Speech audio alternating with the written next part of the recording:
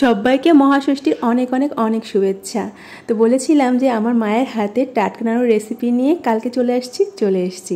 দুপুরে রান্নাবান্না চটজলদি সেরে নিয়ে আমি বসেছি নারকেল কুড়োতে। নারকেলগুলো আনা হয়েছিল 2-3 দিন আগে, কিন্তু ঠিক সময় করে উঠতে পারছিলাম না। আর এই পরপর পঞ্চমী ষষ্ঠী দুদিনই আমি নাড়ু বাঁধতে বসেছি। টাটকা নাড়ুর জন্য নারকেল কুড়ানোর সময় মা বারবার বলতো, দেখিস কালো অংশটুকু যেন না পড়ে, তাহলে নাড়ুটা দেখতে কালো হবে। এই টাটকা নাড়ু হবে ফ্রেশ সাদা ফকফকে, তাই কোরানোর সময় খুব সাবধানে কোরাতে হতো। আর কোরানো হয়ে গেলে আমি গ্যাসটা অন করে দিয়েছি, আর কড়াইয়ের মধ্যে দিয়ে দিলাম নারকেলটা, পরিমাণ মতো চিনি আর পরিমাণ মতো জল। কিছুক্ষণ পর জলটা যখন শুকিয়ে যাবে তখন একদম গ্যাসের সামনে গ্যাট হয়ে দাঁড়িয়ে সমানে নাড়তে থাকতে হবে। যদি তলায় লেগে গেল তো নাড়ুটা পুরো গন্ধ হয়ে যাবে, না হলে লালটে লালটে হয়ে যাবে। তো আমি একদম ওখান থেকে নড়িয়ে নিয়ে দাঁড়িয়েই ছিলাম। আজকে আবার টুনটুনি পাখি ঘুমোলো না, তাই বারবার এসে আমার কাছেই ঘুরঘুর করছিল। তো কিছুক্ষণ পর আমি একটুখানি নারকেল নামিয়ে ঠান্ডা করে হাতের মধ্যে ঘুরিয়ে দেখছিলাম পাকটা ঠিকঠাক এসছে কিনা। তো দেখলাম মোটামুটি পাক চলে এসছে। আর ক্ষীরটা আমি 2 দিন আগেই করে রেখেছিলাম, যখন আমি ক্ষীরের বলগুলো করলাম তখন। আর কিছুটা ক্ষীর আমি নারকেলের মধ্যে দিয়ে একবারে নেড়েচেড়ে নামিয়ে নিলাম, আর কিছুটা রেখে দিয়েছি, যদি পরে ঝরঝরে হয়ে যায় তখন ক্ষীর দিয়ে বাঁধা যাবে।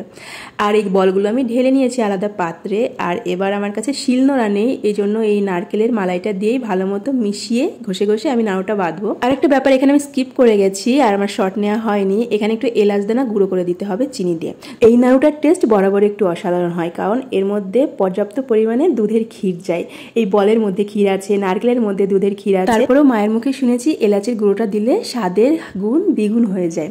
তো আমি নারকেলের মধ্যে ঠেসে ঠেসে বলগুলো ঢুকিয়ে দিয়ে নাড়ুগুলো পাকিয়ে নিচ্ছি। এবার যেদিন আমি বলগুলো ভেজেছিলাম ছোট্ট করে ভিডিও শেয়ার করেছিলাম, কিন্তু পরিমাণটা আর শেয়ার করা হয়নি। দিয়েছিলাম পরিমাণ মতো ময়দা, একটুখানি সুজি আর দুধের ক্ষীর, সঙ্গে ছিল চিনি। ভালো মতো একটু তেল দিয়ে ময়ান দিয়ে কিছুটা সময় রেখে দিয়েছিলাম। তারপরে এই ছোট ছোট করে গুলিগুলো পাকিয়ে আমি হালকা বাদামি করে তেলে ভেজে নিয়েছিলাম। আর এটা করলে কি হয়, কাজের একটু সুবিধা হয়। আর একদিনে যদি গোটাটাই করা যায়, কাজের প্রেশার বড্ড বেড়ে যায়। এই যে পাখির কাণ্ড তো দেখতেই পাচ্ছ, না ঘুমিয়ে আজকে সারাটা দুপুর আমার সঙ্গে কাজে ব্যস্ত সে। পাখি জেগে থাকলে একদিক দিয়ে আমার সুবিধা হয়, কোনো কাজেই আমার বোরিং ফিল হয় না, কথা বলতে বলতে কাজগুলো কমপ্লিট হয়ে যায়।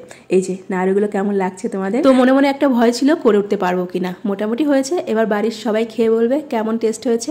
তো দেখতে যতটা সুন্দর লাগছে, পাখির বাবার মুখে শুনলাম খেতেও নাকি অসাধারণ হয়েছে। আমি এখনো অব্দি টেস্ট করিনি, তো ওই বলছিল খেয়ে। পাখির হাতেও দিয়েছিলাম একটা, কিন্তু এত বড় নাড়ু পাখি দেখেই ভয় পেয়ে গেছে, একবার শুধু টেস্ট করে দেখেছিল মাত্র। তো এই নাড়ুটা যদি স্টোর করে তোমরা রাখতে চাও অবশ্যই ফ্রিজে রাখতে হবে, না হলে কিন্তু খারাপ হয়ে যাবে, যেহেতু এর মধ্যে দুধের পরিমাণটা একটু বেশি আছে। কাজকর্ম সব মিটিয়ে তাড়াহুড়ো করে তো আবার প্যান্ডেল হপিং এ যেতে হবে নাকি। আজকে তো মহাষষ্ঠী, কালকে সপ্তমী, তারপর অষ্টমী। এতদিনের অপেক্ষা, এতদিনের প্ল্যানিং দেখতে দেখতে পুজোটাও কেটে যাবে। সেটা চিন্তা করলেই কেমন যেন মনের কোনায় এখনই খারাপ লাগছে। তো চলো আনন্দ করা যাক।